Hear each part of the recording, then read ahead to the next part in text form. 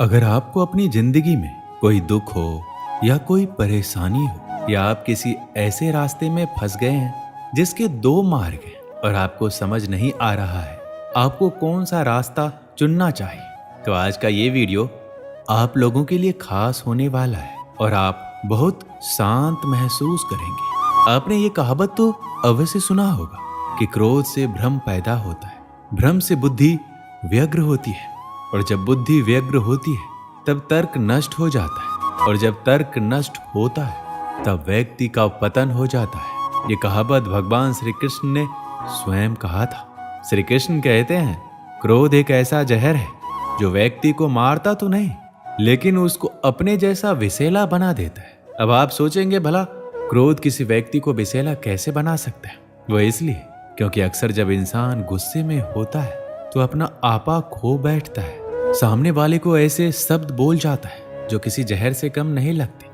आप में से ऐसे बहुत से लोग होंगे जिसे क्रोध की वजह से बहुत सी परेशानियों का सामना करना पड़ा होगा, क्योंकि क्रोध के आवेश में आकर अक्सर इंसान अपने पराये का लिहाजा भूल जाता है, जिसके चलते वो अपने सबसे करीबी रिश्ते गवा बैठता है। अब सवाल यह है कि क्रोध की इस अग्नि को ठंडा कैसे किया जाए। हम आपको एक कहानी के माध्यम से समझाते हैं। प्राचीन समय की बात है, एक छोटे से गांव में एक बुद्धिमान गुरु रहते थे। उनके कई शिष्य थे जो उनसे ज्ञान और जीवन के महत्वपूर्ण सबक सीखने आते थे। एक दिन एक शिष्य बहुत गुस्से में गुरु के पास आया और बोला, गुरुजी, मैं आपसे बहुत गुस्से में हूँ। मेरे मित्र ने मुझसे बहुत बुरी बातें कही और मैं अब उसके साथ संबंध तोड़ने जा रहा हूँ।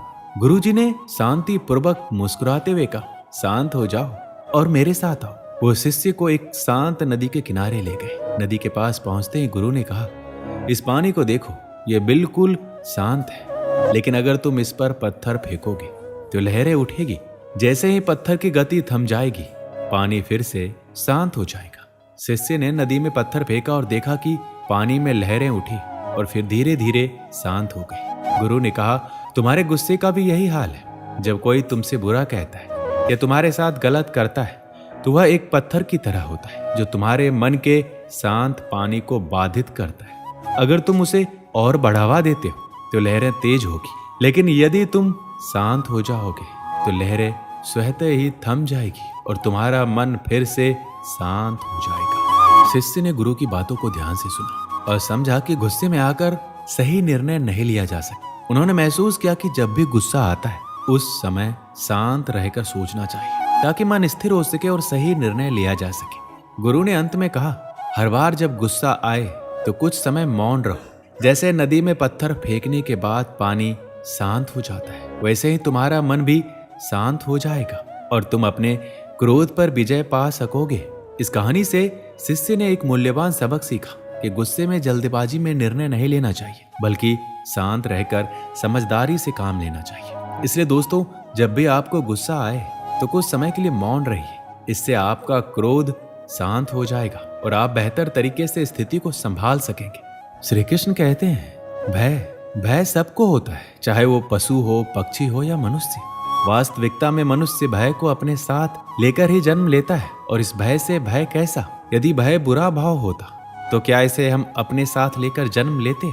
वास्तविकता में भय हमें आगे बढ़ने के लिए प्रेरित करता है। अब देखिए, जीवन जीने का भय आपसे स्वयं की सुरक्षा करवाने का प्रयास करता है। अपमान का भय सदाचार की ओर बढ़ाता है। किसी प्रिय को खो देने का भय उसके लिए कर्तव्य पालन करने के लिए प्रेरित करता है। किंतु ये भय बुरा तब हो जाता है जब आप इसे अपने ऊपर हावी होने देते, इसके लिए कुछ प्रयास नहीं कर पाते। इसलिए यदि इस भय को उपयोग में लाना है, आपको स्वयं इस भय के ऊपर हावी हो जाना पड़ेगा। तो तोड़ दीजिए भय की सीमाएं।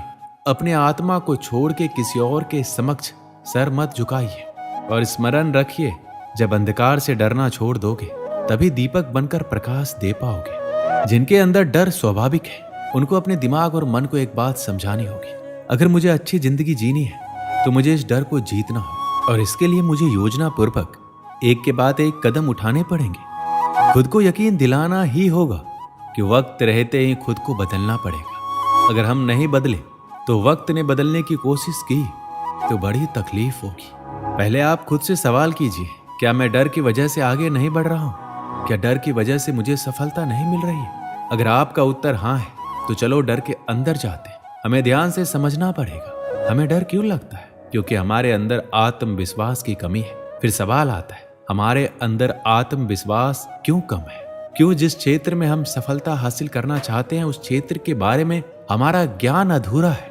इसके लिए जिस क्षेत्र में सफलता हासिल करनी है उस क्षेत्र के प्रति जितना हो सके उतना अभ्यास करना है और ज्ञान हासिल करना है, जिससे हमारे भीतर आत्मविश्वास आए और जिससे कुछ हद तक हमारा डर कम हो जाएगा। श्री कृष्ण कहते हैं, हालात को देखने का नजरिया तय करता है कि हमारा भविष्य कैसा होगा। जो लोग नकारात्मक सोचते हैं उनके जीवन में कई तरह की परेशानियां बढ़ने लगती हैं। जिस तरह हम लोगों की सोच एक जैसी नहीं हो सकती, उसी तरह चीजों को देखने और उन्हें समझने का हमारा नजरिया भी एक जैसा नहीं हो सकता। कोई इंसान ऐसा होता है जो हमेशा अच्छी चीजें सोचता है, तो कोई ऐसा होता है जिसके दिमाग में हमेशा बुरे विचार ही आते हैं। उसी तरह कोई व्यक्ति ऐसा होता है जिसमें कुछ ना कुछ अच्छाई जरूर होता है, लेकिन कोई ऐसा भी होता है जो हर चीज में कमियां ही निकालता है। दोनों ही सिचुएशन में दो अलग अलग तरह की सोच रखने वाले व्यक्तियों को लगता है कि वो सही है। सही सोचने वाले को लगता है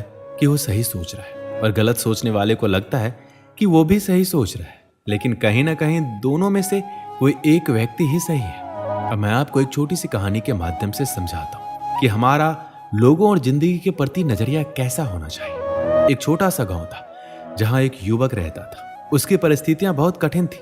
उसके परिवार की आर्थिक स्थिति ठीक नहीं थी और गांव में संसाधनों की भी कमी थी। लोग अक्सर उसे ये कहकर हतोत्साहित करते, तुम्हारी किस्मत में कुछ अच्छा नहीं है, इतना संघर्ष के बाद भी तुम सफल नहीं हो पा रहे। लेकिन युवक हमेशा मुस्कुराता और कहता, मैं कोशिश करूंगा और मुझे विश्वास है कि जरूर कुछ अच्छा होगा। वह हर दिन अपने काम पर मेहनत करता, पढ़ाई में जुटा रहता, जो भी गलतियां करता उनसे सीखता। उसने कभी नकारात्मक सोच को अपने ऊपर हावी नहीं होने दिया। लोग उसकी परिस्थितियों को देखकर ताने देते थे, लेकिन उसने उन बातों को नजरअंदाज किया और अपनी सोच को सकारात्मक रखा। वो जानता था कि समस्याएं हर किसी के जीवन का हिस्सा होती है, लेकिन सकारात्मक सोच के साथ आगे बढ़ने पर ही समाधान मिलते हैं। धीरे धीरे उसकी मेहनत रंग लाने लगी। उसे एक नौकरी का मौका मिला और उसने अपने परिवार की स्थिति को सुधारने में महत्वपूर्ण भूमिका निभाई। लोग अब उसकी तारीफ करने लगे, जो कभी उसकी आलोचना करते थे। इसलिए अगर हम हर परिस्थिति में सकारात्मक सोचें और दूसरों की गलतियों से सीख लें, तो हम सफलता की ओर अग्रसर हो सकते हैं। जीवन में मुश्किलें आती हैं, लेकिन उन्हें सकारात्मक नजरिए से देखना और धैर्य के साथ आगे बढ़ना ही असली जीत है। श्री कृष्ण कहते हैं कि मन चंचल है, किंतु ये हमारे अधीन है और हमारी अनोखी शक्ति है, जिसके सही उपयोग से हम किसी भी बाधा को पार कर सकते हैं। आपका दिमाग आपके जीवन में अच्छाई के निर्माण के लिए सबसे महत्वपूर्ण है, लेकिन अगर इसका सही उपयोग नहीं किया जाए तो यह आपके जीवन का सबसे विनाशकारी बल हो सकता है। आपका मन विशेष रूप से आपके विचार और आपके जीवन को प्रभावित करते हैं। इसलिए जीवन को सही तरीके से जीने के लिए हमारे मन पर बुरा प्रभाव होना चाहिए और यह हमारे अनुकूल ही कार्य करना चाहिए। भगवत गीता में भगवान श्री कृष्ण कहते हैं, मन का बेचैन होना उनका स्वभाव है। हमारे मन को लगता है अगर वह अलग अलग बातों के बारे में सोचता रहेगा तो हमें आने वाली हर मुश्किल और मुसीबत से बचा लेगा, पर ऐसा होता नहीं है। हम अपने जीवन का काफी अधिक समय सोच विचार करके परेशान होने में निकाल देते हैं। क्या आप कौवे को कह सकते हैं कि कौ कौ की आवाज ना करे, या फिर क्या आप किसी मेढक को कह सकते हैं कि वह पानी देखते ही ऊंची छलांग ना मारे? हमारा मन भी कुछ ऐसा ही है। जीवन में कुछ भी होता है, अच्छा या बुरा, हमारा मन उस पर कौ कौ करने लगता है। कौ कौ से मेरा मतलब है चिंता करना। आइए एक कहानी के माध्यम से समझते हैं। एक बार एक गांव में एक व्यक्ति रहता था जो हमेशा चिंतित और बेचैन रहता था। उसे छोटी छोटी बातों को बहुत फिक्र रहती थी। जब भी कोई परेशानी आती है उसका मन अशांत हो जाता। वह हर समस्या का हल जल्द से जल्द निकालना चाहता था, लेकिन बेचैन मन उसे परेशान कर देता था। एक दिन वह एक बुद्धिमान बुजुर्ग के पास पहुंचा और बोला, मुझे शांति नहीं मिल रही, मेरा मन हमेशा उलझा रहता है, मुझे क्या आप कोई उपाय बता सकते हैं? बुजुर्ग ने मुस्कुराते हुए उसे एक कांच का गिलास दिया जिसमें पानी भरा था और कहा, इसे बिना गिराए इस बगीचे के चारों ओर लेकर घूमो, लेकिन एक बात ध्यान रखना, तुम्हारा ध्यान सिर्फ इस गिलास पर होना चाहिए। वह व्यक्ति गिलास लेकर धीरे धीरे बगीचे में घूमने लगा। उसका पूरा ध्यान इस बात पर था कि पानी ना गिर जाए। वह बहुत सावधानी से चल रहा था। जब वो चारों ओर घूमकर वापस आया तो बुजुर्ग ने पूछा, कैसा महसूस हुआ? व्यक्ति ने कहा, मैंने गिलास को बिना गिराए संभाल लिया, पर इस दौरान मैं किसी और बात पर ध्यान नहीं दे पाया। ना ही मुझे कोई चिंता हुई, ना ही कोई बेचैनी। बुजुर्ग ने मुस्कुराते हुए कहा, यही जीवन का रहस्य है। जब हम अपने मन को किसी एक चीज पर केंद्रित करते हैं तो बाकी परेशानियां धीरे धीरे छोटी हो जाती है। हमारा मन शांत रहता है क्योंकि हम उन उलझनों पर ध्यान नहीं देते। जैसे तुमने सिर्फ गिलास पर ध्यान दिया, वैसे ही जीवन में जब तुम अपने काम और वर्तमान पल पर ध्यान केंद्रित करोगे तो मन शांत हो जाएगा। मन की शांति के लिए आवश्यक है हम वर्तमान में जिए, अपना ध्यान एक जगह केंद्रित रखें और छोटी छोटी परेशानियों को अपने मन पर हावी ना होने दें। जीवन में हमेशा चिंताएं रहेगी, लेकिन हमारा मन शांत तब रहता है जब हम खुद को उन चिंताओं से दूर रखते हैं और अपने काम पर ध्यान देते हैं। दोस्तों, इस वीडियो में बस इतना ही। मिलते हैं अगले वीडियो में। अपना ख्याल रखिएगा। जय श्री कृष्ण।